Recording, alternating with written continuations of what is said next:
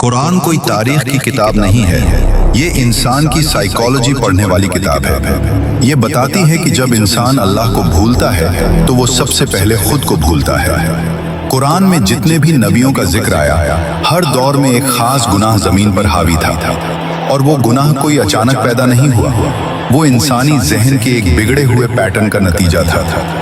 आदम अलैहिस्सलाम से कहानी शुरू होती है। गुनाह छोटा था, लेकिन साइकोलॉजी बड़ी थी। अल्लाह का हुक्म सामने था, मगर इम्पल्स कंट्रोल टूट गया।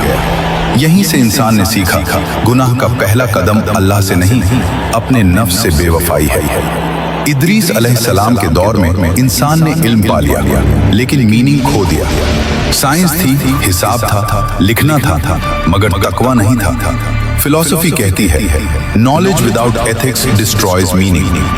कुरान ने ये हजारों साल पहले बता दिया। नूह अलैहिस्सलाम का जमाना आया, यहाँ गुनाह शिर्क था, लेकिन असल बीमारी थी कलेक्टिव डिनायल।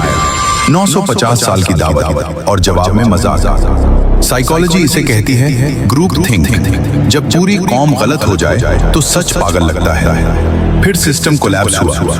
आसमान और जमीन दोनों ने इंसान की सरकशी का जवाब दिया।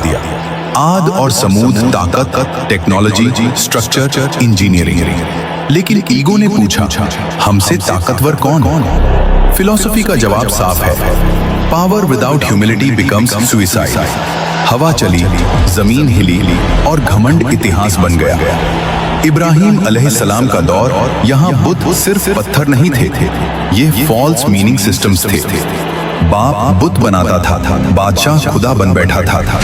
आग जलाई गई, लेकिन अल्लाह ने आग को बता दिया, तू भी मेरे कानून के अंदर है। साइंस का पैगाम साफ है, laws exist but lawgiver controls them. लूत अलैहिस्सलाम की कौम, यहाँ गुनाह सिर्फ बेहयाई नहीं था, यह डिजायर ओवर रीजन था। जब प्लेजर ही पर्पस बन जाए तो समाज खुद गिर जाता है। जियोलॉजिकल कोलैप्स ने मॉरल कोलैप्स का जवाब दिया। यूसुफ अलैहिस्सलाम का जमाना हसद, साजिश, किरदार की हत्या।